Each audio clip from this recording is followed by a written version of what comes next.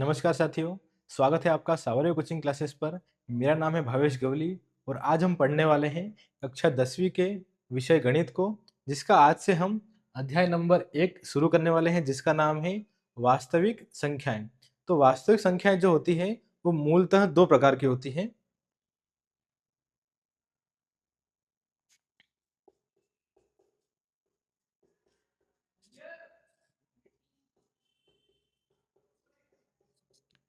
वास्तविक संख्याओं की बात करें तो ये आपको मिलेगी दो प्रकार की।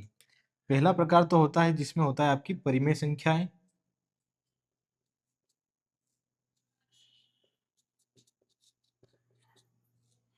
और दूसरा जो होता है वो आपका होता है अपरिमेय संख्याएं।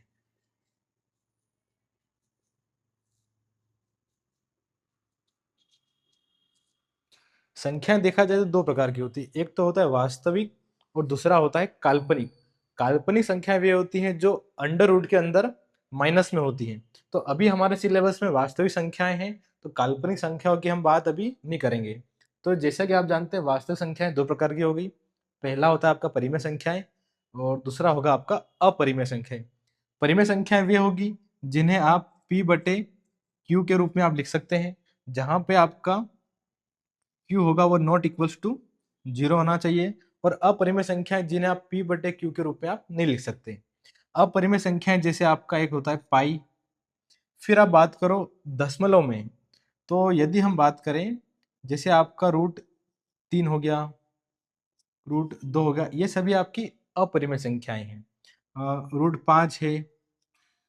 अगर हम बात करें रूट 4 की, तो रूट 4 एक परिमेय संख्या है। कारण उसका यह है कि यदि आप रूट 4 को लेंगे तो रूट 4 को आप 2 गुणा 2 लिखेंगे तो ये आपका 2 बनेगा। तो रूट चार ना होकर +-2 हो जाता है आपका, जो कि एक परिमेय संख्या है। तो रूट 4 को आपको ध्यान रखना है कि जो संख्याएं पूर्ण वर्ग होती है, पूर्ण वर्ग वो आपका परिमेय संख्या होती है, ना कि अपरिमेय। फिर जैसे आप दशमलव में बात करें तो 5.3 ये तो एक परिमेय संख्या है, पर यदि इसमें आप रिपीटेशन लगा देंगे, ये एक आपका अशांत और कैसा हो गया, अनावृत्ति। तो यदि दशमलव ऐसा है जो चलता जा रहा है और बार बार रिपीट नहीं हो रहा है, हर बार आपको मान जो मिल रहा है वो डिफरेंट मिल रहा है, तो इससे भी आप बोलोगे कि ये एक अपरिमेय संख्या है। परिमेय संख्या तो आपको पता है, जैसे 5/3, -3/4, 0, है ना, -5, इन सभी के बटे में आप एक लगा सकते हैं, जिनके बटे में कुछ नहीं है, तो ये सभी आपकी एक परिमेय संख्या होती है। तो परिमेय संख्याएं और अपरिमेय संख्याएं, ये आपके वास्तविक संख्याओं के दो प्रकार होते हैं। इसके बाद जो हमें पढ़ना है वो एक अभाज्य संख्या है, तो इसे आप नोट कर लीजिए पहले।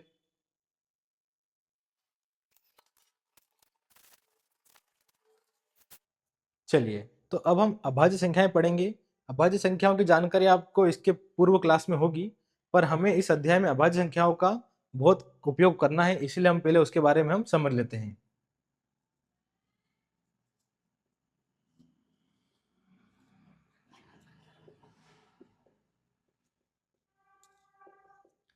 अभाज्य संख्याएं क्या होती हैं?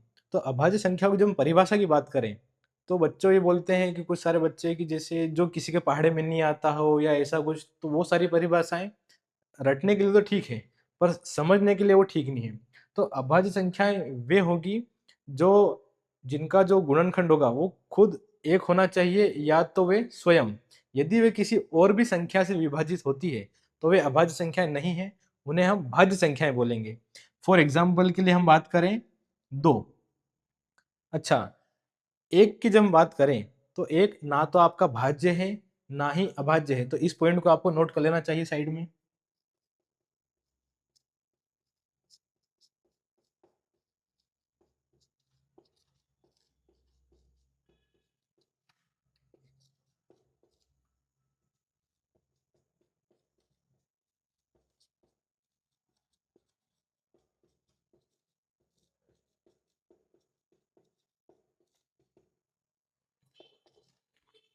तो अभाज्य संख्याएं शुरू होती है 2 से। 2 के बाद जो अगला नंबर अभाज्य है वो है 3।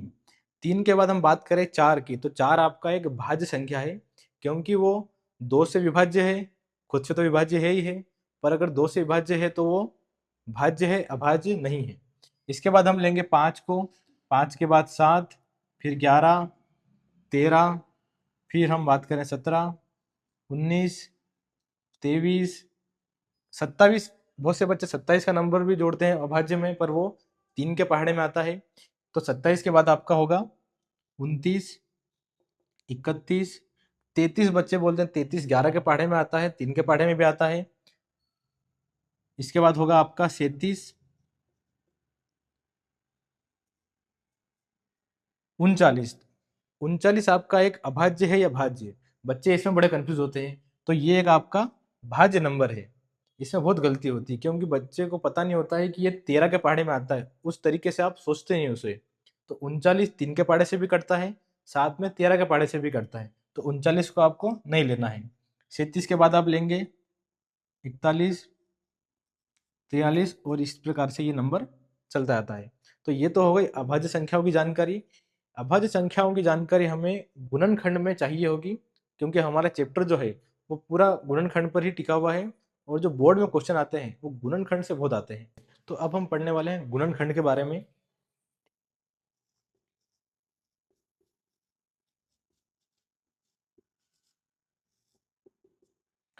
गुणनखंड का अर्थ होगा कि हम किस प्रकार संख्याओं को गुणे में तोड़ पाए। तो गुणनखंड हमें सामान्य वाले तो करना नहीं है, अभी इस चैप्टर में हमें करना है अभाज्य गुणनखंड।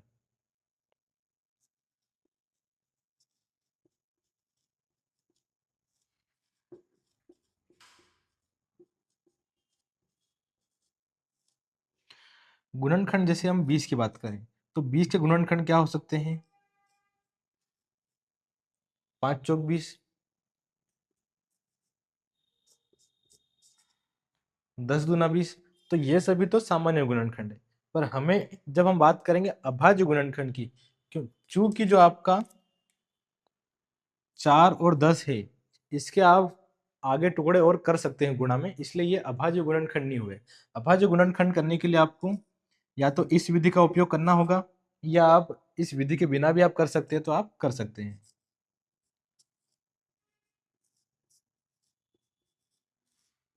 तो ये जो भी हमने टुकड़े करे हैं, 2 × 2 × 5, और आप चाहें तो इसको इसके आगे भी एक और बढ़ा सकते हैं, उससे भी कोई तकलीफ नहीं है। तो ये जो भी हमने टुकड़े करे हैं इस 20 के, 2 दूना 4, 4 पंजे 20, 20 एकम 20। तो इसी तरह के आपको संख्याओं में तोड़ना है, इन्हें ही हम बोलेंगे अभाज्य गुणनखंड। अभाज्य से अर्थ है ये 2, 2, 5 और 1, एक की हम बात नहीं करें तो ये तीनों आपके अभाज्य संख्याएं हैं। इसके आप और आगे टुकड़े नहीं कर सकते। यहाँ 4 और 10 के टुकड़े हो पा रहे थे, तो इन्हें हम गुणनखंड तो कहेंगे, पर अभाज्य गुणनखंड नहीं कहेंगे। अभाज्य गुणनखंड है तो आपको इस प्रकार से करना होगा। तो आप इसे नोट कर लीजिए, फिर हम आगे सवाल करते हैं।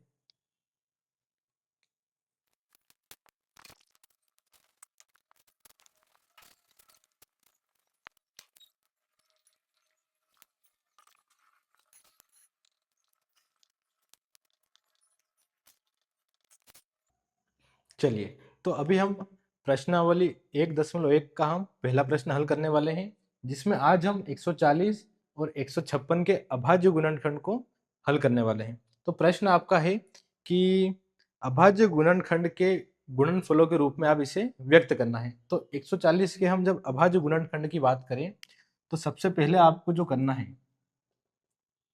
अभी हम 140 को सोल्व कर रहे हैं। तो 140 को तो आपको सबसे पहले इस प्रकार से गुणनखंड निकाल लेना है। 2×7 = 14, 2×3 = 6, एक 80 लाभ देंगे, 2×5 = 10। चूंकि पीछे 5 है तो ये 5 से जा रहा है, 7 एकम 7। तो इसी को आप लिखना पड़ेगा, इसी को आपको,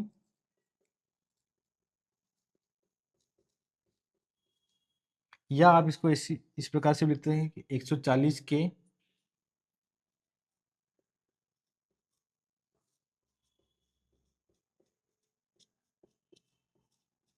अभाज्य गुणनखंड 2×2 × 5 × 7 है। इस प्रकार से आपको इस पहले प्रश्न को हल करना है। चूंकि हम 9वीं में ये हल कर चुके हैं तो इसे हम थोड़ा सा स्पीड से हल करेंगे, क्योंकि 140 के एलसीएम या इसे हम इसे एचसीएफ कहते हैं, ये करना आपको गुणनखंड आता है। 2 के पहाड़े में 14 आता है 7 बार में, 0 आता है 0 बार में। 2 के पहाड़े में 7 नहीं आता है, पर चूंकि ये सम है तो ये 2 से हल होगा। 2 तिया 6, एक हासिल आपने दी। और 2 के पहाड़े में 10 आता है 5 बार में। 35 से, चूंकि पीछे 5 है, इसका अर्थ है या तो ये 3 से हल होगा या तो ये 5 से होगा। चूंकि 5 और 3 इनको जोड़ेंगे तो होता है 8, और 8 3 के पहाड़े में नहीं आता, तो इसे आप लेंगे 5 के पहाड़े से। 5 सत्ते 35, और 7 आता है आपके 7 के पहाड़े से। तो इसे आप इस प्रकार से लिखें, या तो आप, मैं कहूँगा तो इसे लिखेंगे आप। इसी की प्रैक्टिस करें, क्योंकि आपको फेयर कॉपी में और आपकी जो बोर्ड की एग्जाम होगी उसमें आपको इसी प्रकार से लाइन लिखना है कि अतः 140 के अभाज्य गुणनखंड 2 गुणा 2 गुणा 5 गुणा 7 है, और ये आपका आंसर। इसे आप नोट कर लीजिए। इसके बाद हम 156 के अभाज्य गुणनखंड करने वाले हैं। चलिए, तो अब हम 156 के अभाज्य गुणनखंड देखने वाले हैं।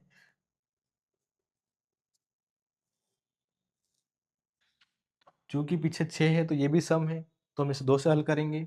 2 सती 14, एक हासिल, 2 अठी 16। 8 होने के कारण सम है तो 2 से, 2 तिया 6, 2 नम 18। 39 आप 13 से भी हल कर सकते हैं, पर मैं कहूंगा अब इसे 3 से हल करेंगे तो ज्यादा अच्छा रहेगा। 3 एकम 3, 3 तिया 9। अब इसे आप 13 से हल कर लीजिए। फिर आप इसे लिखेंगे,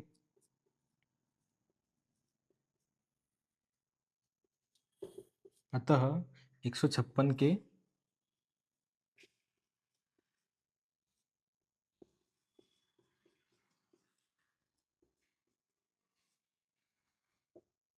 दो गुणा 3 गुणा 13 है, और ये आपका आंसर। नोट कर लीजिए इसे भी आप, बहुत आसान है। 15 2 के पहाड़े में नहीं आता है, 15 से छोटा हमने 14 लिया है 7 बार में, एक हासिल दी है। 2 अठी 16। 8 होने के कारण सम है, 2 तिया 6, एक हासिल, 2 नम 18, 3 एकम 3, 3 तिया 9, और 13 एकम 13। तो ये 156 के हो गए अभाज्य गुणनखंड। नोट कर लीजिए इसे आप।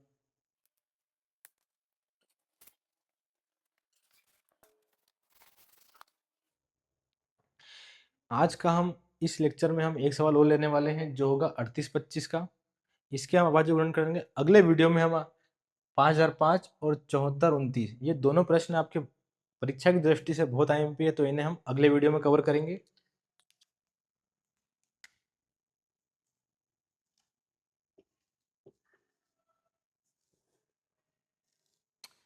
चूंकि पीछे इसमें 5 है, पीछे 5 है, तो या तो ये 3 से हल होगा या तो ये 5 से। तो पहले आपको छोटी संख्या से सोचना है, इसका मतलब 3 से इसको सोचना है। और 3 का एक नियम और आसान मैं आपको बताता हूँ, कि जैसे आपने 3 प्लस 8 प्लस 2 प्लस 5 आप करेंगे, अगर इन इस पूरी संख्या के जो अंकों का योग है, यदि वो 3 से विभाज्य है, तो ये जो नंबर है पूरा, ये भी आपका 3 से विभाज्य होगा। ज़्यादा हमें दिमाग लगाना नहीं है। 8 और 2 जोड़ोगे तो 10, 10 और 5 15, 15 और 3 होते हैं आपके 18। 18 आपका 3 से कटता है 6 बार में, तो हम इसे 3 से इसका एलसीएम हम शुरू कर सकते हैं। तो शुरू आप करेंगे तो ये होगा 3 से, 3 एकम 3।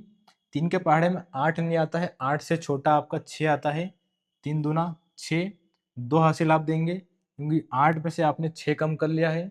2 हासिल देंगे तो 22। 3 के पहाड़े में 22 नहीं आता है, पर 22 से छोटा 21 आता है। 3 सत्ते 21, एक हासिल देंगे तो ये बनेगा 15, और 3 पंजे 15। हासिल जब एलसीएम में आप दोगे, तो हासिल को जोड़ना नहीं है, हासिल को उसके आगे लगा देना है। जैसे आपका 5 था, तो 5 के आगे आप हासिल लगाओगे तो ये 15 होगा, ना कि 6। 6 आपका आंसर गलत है, हासिल को लगाना है, जोड़ना नहीं है। 2 और 1 3, 3 और 7 10, और 5 15, तो ये नंबर भी 3 से विभाज्य है, क्योंकि 15 आपका 3 के पहाड़े में आता है। तो इसका भी एलसीएम आप जो लेंगे 3 से सोच लें।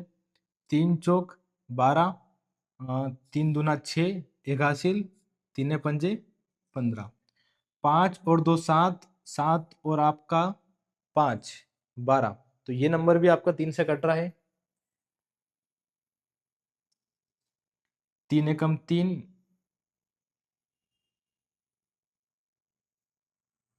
नहीं ये आपका गलत हो जाएगा, सॉरी। 4 और 2 6 होगा आपका, 6 और 5 आपका 11 होता है, तो 11 आपका 3 से विभाज्य नहीं है, तो आप इसे 3 से हल नहीं कर पाएंगे, तो इसको अब आपको लेना होगा 5 से। आपको भी इसी प्रकार जोड़ने में गलती नहीं करना है, आहिस्ता आहिस्ता जोड़ना है। 5 के पहाड़े में 40 तो आता है, 42 नहीं आता है, तो हम 40 लेंगे। 5 अठे 40, 42 में से आपने 40 कम करा तो हासिल बची 2। 2 इस 5 के आगे लगाएंगे तो बनेगा 25, और 25 आता है 5 बार में, बचा 25। फिर आप इसे 5 बार ले लें, 5 से, 5 एकम 5, 3 हासिल, 5 सत्ते 35, और 17 चूंकि हमने अभी लिखा था एक अभाज्य संख्या है, तो इसका जो 17 का एलसीएम होगा वो डायरेक्ट आपको 17 से लेना है। अब आप आंसर में लिखेंगे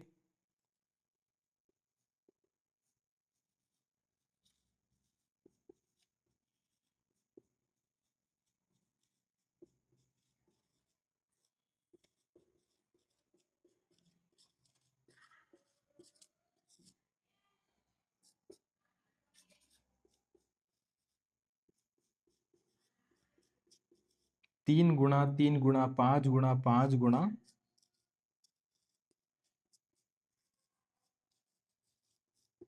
17। तो उम्मीद है आपको ये तीनों सवाल समझ में आ गए होंगे। साथ में हमने अभाज्य संख्याएं सीखी है आज, और हमने देखा है कि वास्तविक संख्याएं दो प्रकार की होती है। पहली जिसमें होती है परिमेय, और दूसरी होती है अपरिमेय। दोनों संख्याओं की जानकारी आपको होना चाहिए। साथ में अभाज्य संख्या अब आप याद कर लीजिए, क्योंकि जो पहला पार्ट है वास्तविक संख्याएं, इसमें हमें अभाज्य संख्याओं का बहुत काम पड़ने वाला है। क्योंकि अभी तो हम 17 तक गए हैं, आगे आने वाले सवालों में हम 17 से और आगे के पहाड़ों का भी यूज करेंगे, तो आपको पहाड़े भी कम से कम 30 तक आना चाहिए। साथ में वर्ग और घन, ये आपको 10वीं बोर्ड की दृष्टि से आना चाहिए। तो उम्मीद है आपको आज का वीडियो समझ में आया होगा। यदि आपको कोई भी डाउट है तो आप कमेंट के माध्यम से हमसे पूछ सकते हैं। वीडियो देखने के लिए आपका धन्यवाद।